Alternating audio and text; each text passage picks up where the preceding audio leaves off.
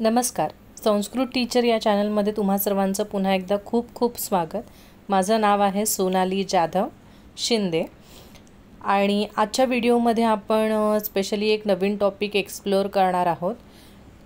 तुम्ही 8वीत जेव्हा शाळेमध्ये प्रवेश केला असेल तेव्हा तुम्हाला 8वी ते 10वी कोणत्याही वर्षात जरी तुम्ही असलात तरी तुम्हाला एका पुस्तकाचं नाव तुम्ही ऐकलं असेल. त्या पुस्तकाचं नाव आहे नवनीत संस्कृत शब्द धातू रूपावली. इकडे मी इथे फोटोसुद्धा दिलेला आहे. अशा प्रकारचं पुस्तक आहे. छोटंसं आपल्या तळहातावर आपल्या पामवर राहील एवढं छोटं हे पुस्तक आहे आणि याचं नवीन एडिशन म्हणजे फक्त कवर पेज चेंज झालेलं आहे, आतील सगळं कंटेंट सेमच आहे. तर हे पुस्तक वापरायचं कसं आणि हे पुस्तक इम्पॉर्टंट आहे का, तर हो, हे अतिशय महत्त्वाचं पुस्तक आहे. जर तुम्ही 10वीत जाता आणि 8वीतलं किंवा 9वीतलं पुस्तक पाठ्यपुस्तक तुमच्याकडे नसेल तर मग तक्ते कसे पाहणार. तर त्याच्यासाठी हे एकमेव पुस्तक आहे. या एका पुस्तकामध्ये 8वी 9वी 10वी या तीनही वर्षाचे तक्ते सर्व तक्ते आहेत. त्याचबरोबर तुम्हाला वेगवेगळ्या क्रियापदांना संस्कृतमध्ये काय म्हणतात किंवा कुठलं क्रियापद कुठल्या गणामधले आहे या सगळ्यांचीच ऑल ओव्हर माहिती या छोट्याशा पुस्तकामध्ये असते. ओके. आता या पुस्तकाची जर किंमत बघाल तर 50 रुपये. जेव्हा मी हे 2024चं पुस्तक आहे माझं आणि त्याची किंमत 50 रुपये. आता साधारण 55 किंवा 60 झाली असेल मे बी नवीन एडिशनमध्ये. तर हे पुस्तक तुम्ही हमखास घ्या. याच्यामध्ये कुठेही एक महत्त्वाची गोष्ट सांगण्याची गरज मला वाटते की हे काही स्पॉन्सर वगैरे नाही आहे नवनीतकडून मला. ओके. किंवा मी नवनीतला स्पॉन्सर करते असंही नाही. पण जेव्हापासून मी शाळेत आहे तेव्हापासून मी स्वतः नवनीतची ही धातू रूपावली वापरलेली आणि त्यावेळेला इतर काही प्रकाशनं अशी नव्हती. ओके. त्याच्यामुळे नवनीत हे ओल्ड आहे, ओल्ड इज गोल्ड. त्याच्यामुळे मी जे वाचलं, मी जे अभ्यास केला शाळेत असताना तेच तुम्हाला इथे शेअर करण्याचा प्रयत्न करते. ओके.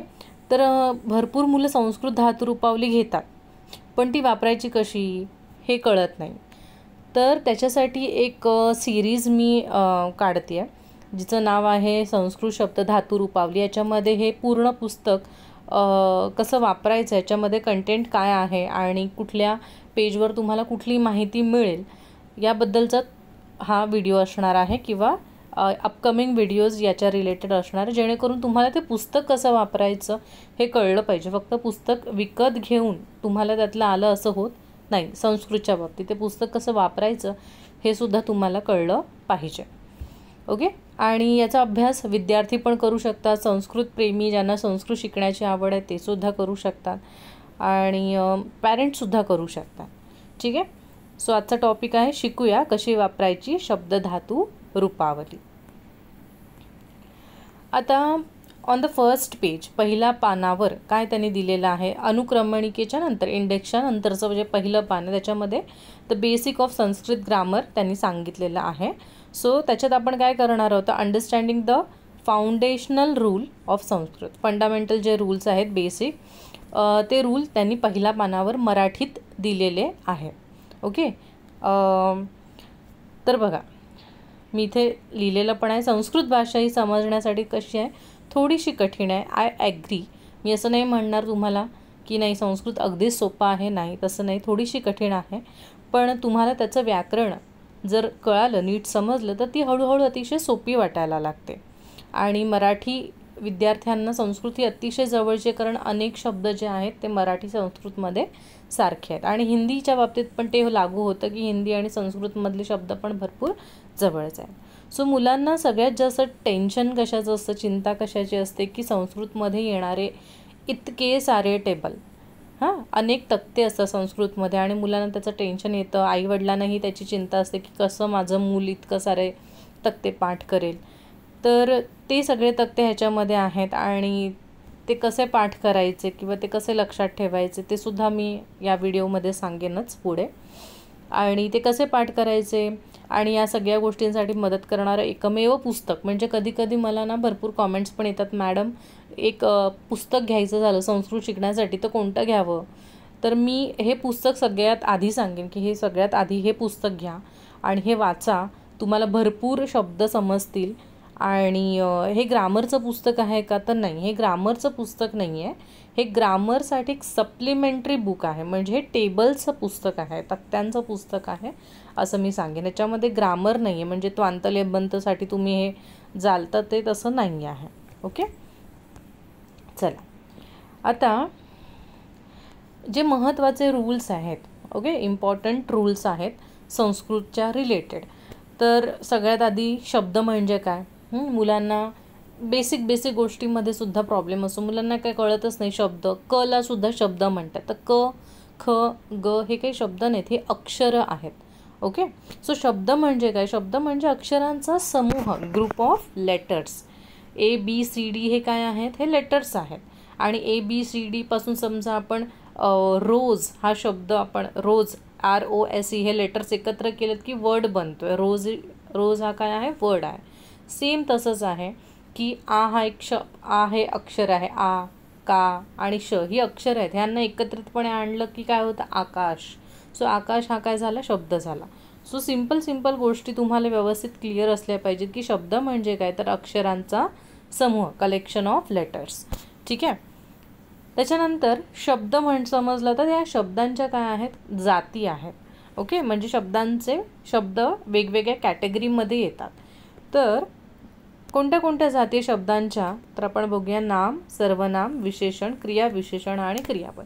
या महत्त्वाच्या 5 शब्दांच्या जाती आपल्याला लक्षात ठेवायच्या आहे. आता कुठलंही सेंटेन्स फॉर्म करताना, वाक्यरचना करताना ह्या 5 गोष्टींचं नॉलेज आपल्याला माहीत असलं पाहिजे. आता सगळ्यात पहिलं आपण बघूया की नाम म्हणजे काय. तर नाम म्हणजे काय, नाम हे सर्रास आपण ऐकतो. नाम म्हणजे कोणत्याही व्यक्तीचं, वस्तूचं, गावाचं, शहराचं, झाडाचं, फळाचं, फुलाचं, प्राण्याचं नाव. नाव म्हणजेच नाम, सिंपल गोष्ट आहे. जसं की शिवाजी व्यक्तीचं नाव आहे, सोलापूर शहराचं नाव आहे, मुंबई शहराचं नाव आहे, वड हे झाडाचं नाव आहे, आंबा फळाचं नाव आहे, गुलाब फुलाचं नाव आहे. तर हे सगळे नाम म्हणजे इंग्लिशमध्ये नाउन. नंतर आहे सर्वनाम. काय सर्वनाम म्हणजेच काय, तर प्रत्येक वेळेला मी नावच वापरेन असं गरजेचं नाही आहे. मग नामाऐवजी येणारा जो शब्द असतो त्याला सर्वनाम म्हणतात. फॉर एक्झाम्पल, आता मी म्हटलं शिवाजी हुशार आहे. ओके, काय म्हटलं मी, शिवाजी हुशार आहे. पण आता मला शिवाजी नाही वापरायचं शब्द, पण मला वाक्य तेच ठेवायचं. तर मी काय म्हणणार, तो हुशार आहे. कळलं, शिवाजी हुशार आहे, तो बुद्धिमान आहे, तो खूप चांगला व्यवसाय करतो. सो आता मी काय करते, पहिलं मी शिवाजी वापरलं शब्द, पण त्याच्यानंतर तो, त्याने, त्याच्याकडून, त्याच्यापासून असं वापरलं. तो शिवाजीचं जवळ असेल तर मी काय म्हणणार, हा शिवाजी आहे, हा अतिशय हुशार आहे, ह्याची खूप मोठी कंपनी आहे. सो मी काय वापरते इथे, शिवाजी हे नाव न वापरता त्याच्या रिप्लेसमेंटमध्ये काही वेगळे शब्द वापरते. ह्याचे, ह्याने, याच्यासाठी, ह्याचा. तर हे झालं सर्वनाम. त्यालाच इंग्लिशमध्ये आपण म्हणतो प्रोनाऊन. ओके, नेक्स्ट विशेषण. तर विशेषण काय आहे समजून घेऊया आपण. विशेषण म्हणजेच नाम किंवा सर्वनाम, नाऊन और प्रोनाऊन या दोघांबद्दल जर एक्स्ट्रा इन्फॉर्मेशन देणारा जो वर्ड असतो, हा विशेष माहिती देणारा जो शब्द असतो त्याला विशेषण म्हणतात. तुम्हाला नावातच वाचूनच कळलं पाहिजे, विशेषण, विशेष गोष्ट. फॉर एक्झाम्पल, आता शिवाजी हा शब्द आपण मगाशी बघितला, बरोबर. तर शिवाजी हा शिवाजी कसा आहे, शूर Shivaji, brave Shivaji. So brave adjective, विशेषण म्हणजेच ॲडजेक्टिव्ह. आता मी म्हटलं सोलापूर, पण सोलापूर हे शहर कसं आहे, कीर्तिवंत, फेमस असं सोलापूर आहे. त्याच्यानंतर मुंबई, मुंबई कशी आहे, मुंबई हे प्रख्यात म्हणजेच फेमस आहे. सो मुंबईबद्दल एक्स्ट्रा इन्फॉर्मेशन देणारा शब्द प्रख्यात असा आहे. वड आहे, वडाचं झाड, बनियन ट्री कसं आहे, विशाल, विशाल म्हणजे व्हेरी बिग, लार्ज ट्री आहे. So large is a adjective, विशाल. आंबा कसा आहे, गोड आहे. गुलाब कसा आहे, गुलाबी गुलाब आहे. पिंक रोज, पिंक इज विशेषण, ॲडजेक्टिव्ह. ओके, आता हे फक्त नाऊनलाच लागतं का, तर नाही, प्रोनाऊनला पण लागतं. फॉर एक्झाम्पल मी म्हणते रुबाबदार तो. काय म्हटलं मी, रुबाबदार तो. तर तो हे काय आहे, प्रोनाऊन आहे. म्हणजे आधी मी सांगितलं असेल की अरे तो शिवाजी आहे, तो रुबाबदार आहे. सो रुबाबदार हे कोणासाठी वापरलं? शिवाजीसाठी. पण शिवाजीसाठी प्रोनाऊन काय वापरलं इथे? तो वापरला. सो आपण प्रोनाऊन म्हणजे सर्वनामाला सुद्धा विशेषण वापरू शकतो. सुंदर ती. सो ती हे काय आहे? सर्वनाम आहे आणि सुंदर हे त्याचं विशेषण आलेलं आहे. आता पुढे अजून 2 टॉपिक आहेत शब्दांचेच प्रकार, जसं आपण म्हणतो जाती, क्रिया, विशेषण. आता ह्याच्यामध्ये तुम्हाला कॉम्बिनेशन दिसते की क्रिया आणि विशेषण या दोन्ही गोष्टी याच्या तुम्हाला दिसणार आहे. क्रिया म्हणजे काय? ॲक्शन, जसं की खाणे, पिणे, हसणे, वाचणे ह्या ॲक्टिव्हिटीज आहेत, ॲक्शन आहेत, क्रिया आहेत आणि त्या विशेष माहिती सांगतात. तर ह्याचं काय लॉजिक आहे? तर क्रियेविषयी अधिक माहिती सांगणारा शब्द. क्रिया म्हणजे जी काही ॲक्शन आहे ती कशी होती आहे, ओके, त्याच्याबद्दल ते सांगणारा जो शब्द असतो. फॉर एक्झाम्पलने आपण समजून घेऊया. एक्झाम्पल आहे भरभर चालणे. आपण आई म्हणते बघा कधी कधी आपल्याला, अगं भरभर चाल. सो चालणे ही क्रिया आहे, पण कसं चालायचं आहे? भरभर चालायचं आहे. सो तुमची क्रिया चालणे आहे, पण ती कशी व्हायला पाहिजे? तर भरभर व्हायला पाहिजे. सॉरी. तर हे भरभर जे आहे ते विशेषण झालं. त्याच्यानंतर कधी कधी आई म्हणते ना, आपण शांत बसल्यावर आपण एखादी चूक केली आणि आपण गप्प बसतो, काही बोलत नाही. आई म्हणते अगं पटकन बोल.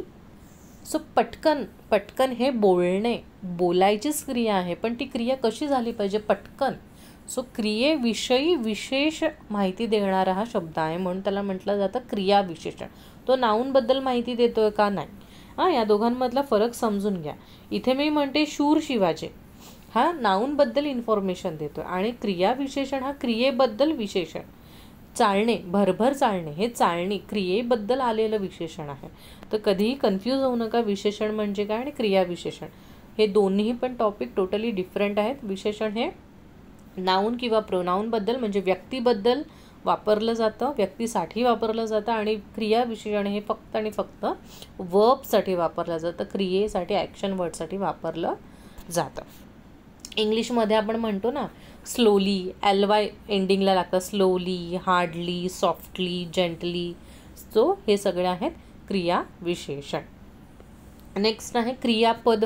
क्रियापद म्हणजे वर्ब, म्हणजेच काय? क्रिया दाखवणारा शब्द. वाक्यामध्ये एखादी क्रिया चालू असते, तो क्रिया दाखवणारा शब्द म्हणजेच काय? क्रियापद. जसं की उदाहरणं इथे तुम्हाला दिसत आहेत, लिहिणे, खाणे, वाचणे, धावणे. याच्यावर आपण वाक्य बनवतो. अनिकेत कथा लिहितोय, विनीता चपाती खाते, अजय पुस्तक वाचतो. सो वाचणेवरून वाचतो असं क्रिया बनते. ओके, कळालेलं आहे तुम्हाला? सो तुम्हाला बेसिक एवढं माहिती पाहिजे. मी सुरुवातीपासून हा टॉपिक घेते. सो शब्द म्हणजे काय? अक्षरांचा समूह, ग्रुप ऑफ लेटर्स. शब्दांचे 5 प्रकार महत्त्वाचे आहेत: नाम, सर्वनाम, विशेषण, क्रियाविशेषण आणि क्रियापद, जे की आपण बघितलेले आहेत इथे. आता अजून याच्यामध्ये काही कॉन्सेप्ट आहे ज्या तुम्हाला समजून घ्यायच्या आहेत. तर बघा, नाम, सर्वनाम आणि विशेषण. म्हणजे नाम काय? शिवाजी. सर्वनाम काय? तो. विशेषण शूर शिवाजी. ओके, तर हे नाम म्हणजे नाऊन, प्रोनाऊन, सर्वनाम आणि विशेषण म्हणजे ॲडजेक्टिव्ह. या तिघांनाही काय असतं? लिंग, वचन आणि विभक्ती असते. म्हणजेच काय? सोप्या भाषेत आता नामचं बघा, मी तुम्हाला सांगते. नाम शिवाजी. सो शिवाजीचं लिंग काय आहे? पुल्लिंग. वचन काय आहे? एक वचन. आणि पुढे मी विभक्ती त्याला नंतर लावणार की शिवाजीने, शिवाजीसाठी, शिवाजीपासून, शिवाजीचे. ओके, हे विभक्ती झाली. सर्वनामाच्या बाबतीत पण ह्या गोष्टी लागू होतात. सर्वनाम म्हणजे शिवाजी मी नाही म्हणत आहे, पण त्याच्या जागी त्याचं प्रोनाऊन वापरते, तो. सो तो परत लिंग काय झालं? पुल्लिंग. वचन काय झालं? तोवरून आपल्याला कळतं एकच व्यक्ती, एक वचन, आणि ह्याला पण विभक्ती लागणार. विशेषण, आता मी म्हटलं की सुंदर. ओके, सुंदर हा शब्द जर मी वापरला तर त्याचं पण लिंग आपल्याला कळतं की सुंदर मुलगी. ओके, संस्कृतमध्ये आपल्याला विशेषण आणि नाऊन हे सिमिलर चालतात. सो आपल्याला इझिली कळतं. जर मुलगी असेल, बालिका, तर सुंदरा बालिका. मुलगा असेल तर सुंदरः बालकः. सो सेम असतं. त्याच्यामुळे विशेषणाचं पण लिंग आणि वचन आणि विभक्ती असते. तर तुम्हाला एक गोष्ट लक्षात ठेवायची, नाम, सर्वनाम, विशेषण या तिघांनाही लिंग, वचन आणि विभक्ती असते. त्याच्यानंतर राहिला क्रियापद. तर क्रियापदाला लिंग असतं का? तर अजिबात नाही. क्रियापदाला काय असतं? वचन असतं आणि पुरुष असतं. म्हणजेच काय? परत सांगते, नाम, सर्वनाम, विशेषण यांना लिंग, वचन, विभक्ती असतं. आणि क्रियापद म्हणजे जो ॲक्शन वर्ड असतो, खाणे, पिणे, लिहिणे, त्याला फक्त वचन आणि पुरुष असतो. म्हणजे कोण नसतं? लिंग आणि विभक्ती नसते, फक्त हे वचन असतं. कारण सिंपल सांगते मी, एक मुलगा लिहितो, एक वचन झालं, बरोबर? वचन सांगते, एक मुलगा असेल तर लिहितो म्हणतो, अनेक असतील तर लिहितात म्हणतो, बरोबर की नाही? फरक कळाला तुम्हाला? लिहितो आणि लिहितात, लिखती, लिखंती. सो देर इज वचन, एकवचन, द्विवचन, बहुवचन. आणि पुरुष क्रियापद हे कशावर डिपेंड असतं? पुरुषवर. आता पुरुष म्हणजेच काय? तर इंग्लिशमध्ये तुम्ही शिकलेले आहात, first person, second person, third person. मराठीमध्ये आपण त्याला म्हणतो प्रथम पुरुष, द्वितीय पुरुष आणि तृतीय पुरुष. पण संस्कृतमध्ये जरा वेगळं आहे. संस्कृतमध्ये फर्स्ट पर्सनला बोललं जातं उत्तम पुरुष, सेकंड पर्सनला बोललं जातं मध्यम पुरुष, आणि जो थर्ड पर्सन आहे, ज्याला आपण मराठीत तृतीय पुरुष म्हणतो, संस्कृतमध्ये त्याला काय म्हटलं जातं? प्रथम पुरुष. ओके. सो उत्तम पुरुष म्हणजेच काय? आपण स्वतःसाठी वापरतो, जसं इंग्लिशमध्ये आय आणि वी वापरतो, संस्कृतमध्ये अस्मद युष्मद असं आहे, पुढे आपल्याला कळेल. मध्यम पुरुष म्हणजेच काय? युष्मद. उत्तम म्हणजे अस्मद आणि मध्यम म्हणजे युष्मद, म्हणजेच समोरचा पर्सन, ज्याला आपण यू वापरतो इंग्लिशमध्ये. ओके. तू आणि तुम्ही मराठीमध्ये. आणि प्रथम पुरुष म्हणजेच काय? हा, ही, हे, तो, ती, ते, ही, शी, इट, हे सगळं आलं. तर भरपूर वेळा मुलं कन्फ्यूज कशामध्ये होतात? मराठीमधून आपण व्याकरण शिकलेलो असतो किंवा इंग्लिशमधून, तर आपल्याला जेव्हा संस्कृत शिकतो तेव्हा प्रथम पुरुष म्हटल्यावर आपल्याला लगेच हे वाटतं, मराठीतलं प्रथम पुरुष मी आणि आम्ही, किंवा फर्स्ट पर्सन आय आणि वी, हे वाटतं. तर ते तसं वाटायला नको. संस्कृतमधलं प्रथम पुरुष म्हणजे ॲक्च्युअलमध्ये काय असतं? तृतीय पुरुष असतं, मराठी आणि हिंदी आणि इंग्लिशमधलं. ओके. सो या बेसिक गोष्टी आहेत. इथे तुम्हाला कन्फ्यूज व्हायला होतं जेव्हा सुरुवातीला नवीन नवीन संस्कृत शिकतात, त्यावेळेला ही गोष्ट लक्षात ठेवायची. आता पुढे लिंग. संस्कृतमध्ये 3 लिंग आहेत, पुल्लिंग, स्त्रीलिंग आणि नपुंसकलिंग. आता ह्याच्या बाबतीत पण एक गोष्ट मी सांगते. मराठीमध्ये आपण ती खिडकी म्हणतो, बरोबर की नाही? खिडकी आपल्यासाठी मराठीत काय? ती खिडकी. ती म्हणजे स्त्रीलिंग आहे. पण संस्कृतमध्ये खिडकीला शब्द आहे वातायनम. ओके. काय आहे? वातायनम. तर शेवटी ज्याच्या हलंत म असतो, पाय मोडलेला म जेव्हा येतो तेव्हा ते संस्कृतमध्ये नपुंसकलिंग मानलं जातं. त्याच्यामुळे तुम्ही असं म्हणू शकत नाही की मराठीमध्ये खिडकी जर स्त्रीलिंग असेल तर संस्कृतमध्ये पण ती स्त्रीलिंगच असेल. सो असं अजिबात नाही आहे. संस्कृतमध्ये तिला काय म्हणतात त्याच्यावरून त्याचं लिंग ठरतं. संस्कृतमध्ये वचन किती आहेत? तर बघा, एकवचन, द्विवचन आणि बहुवचन अशी 3 वचनं आहेत. युजली आपण मराठीमध्ये एकवचन, अनेक वचन, हिंदीमध्ये पण ते शिकतो, इंग्लिशमध्ये पण ते सिंग्युलर आणि प्लुरल. पण संस्कृतमध्ये तसं नाही. संस्कृतमध्ये द्विवचन म्हणजे दोघांसाठी एक वेगळं सेपरेट वचन आहे. तर हे आपल्याला जरा नवीन आहे, ॲडिशन आहे. त्याच्यानंतर एक महत्त्वाची गोष्ट असते, ती आहे विभक्ती. विभक्ती म्हणजे इंग्लिशमध्ये ज्याला आपण केसेस म्हणतो, प्रथमा ते सप्तमी, प्रथमा, द्वितीया, तृतीया, चतुर्थी, पंचमी, षष्टी, सप्तमी या विभक्ती आहेत. संबोधन ही विभक्ती नाही आहे. संबोधन हे आपण एखाद्या व्यक्तीला हाक मारण्यासाठी, टू कॉल समवन, आपण ते वापरतो. जसं हे देव, हे देव, हे देवा, हा संबोधन. सो कॉलिंग पर्पस आहेत, ती विभक्ती म्हणून काउंट केली जात नाही. सो प्रथमा, द्वितीय, तृतीय, चतुर्थी, पंचमी, षष्टी, सप्तमी हे काय आहे? विभक्ती म्हणजे काय? मुलांचा इथे प्रश्न असतो किंवा पॅरेंट्सना पण कसं समजवायचं कळत नाही. मला सिंपल सांगते.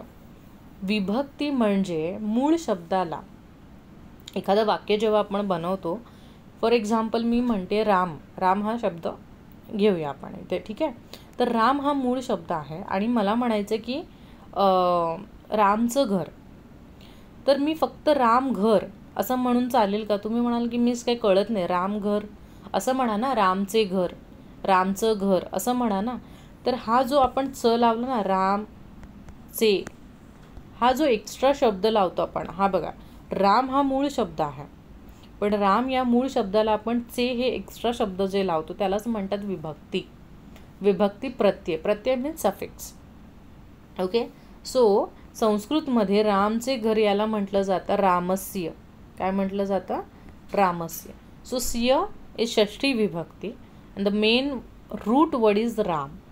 सो प्रातिपदिक आणि विभक्ती प्रत्यय असं करून आपण रामस्य हा शब्द बनवतो. आता तुम्हाला थोडंसं बाउंस जात असेल, जे नवीनच शिकतात ते म्हणतात काय होते जरा कळत नाही विभक्ती, वरचं सगळं कळलं इकडचं नाही कळत आहे. तर कळणार तुम्हाला, हळूहळू गोष्टी समजते. पुन्हा पुन्हा जरा तो पार्ट ऐका. पुन्हा सांगते की मला जर म्हणायचं आहे की हे रामचं घर आहे किंवा ही रामची आई आहे किंवा मला म्हणायचं आहे हे रामचे वडील आहेत, रामचे वडील दशरथ. बरं, मराठीमध्ये पटकन मी काय बोलते रामचे म्हणते की नाही, म्हणजे मूळ शब्द राम आहे पण त्याला मी चे हा एक्स्ट्रा शब्द अक्षर मी जोडलेला आहे. का तर अर्थ व्यवस्थित निघण्यासाठी. मी फक्त म्हटलं राम दशरथ वडील आहेत. तुम्ही म्हणाल असं कसं काय, राम दशरथ असं कसं म्हणताय, रामचे वडील दशरथ, चे लावा ना मीन्स. तर तेच आहे की विभक्ती म्हणजे आपण एक्स्ट्रा काही अशी शब्द किंवा अक्षरं जोडतो ज्यामुळे वाक्याला कंप्लीट अर्थ प्राप्त होतो. सो प्रातिपदिक म्हणजे काय? प्रातिपदिक म्हणजे मेन वर्ड.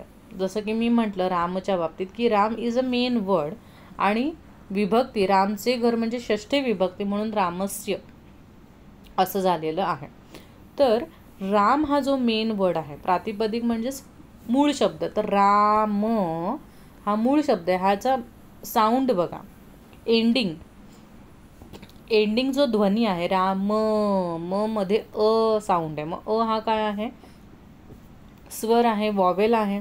म्हणून या राम शब्दाला स्वरांत म्हणजे स्वराने अंत होणारा, म्हणजेच काय वॉवेलने एंड होणारा.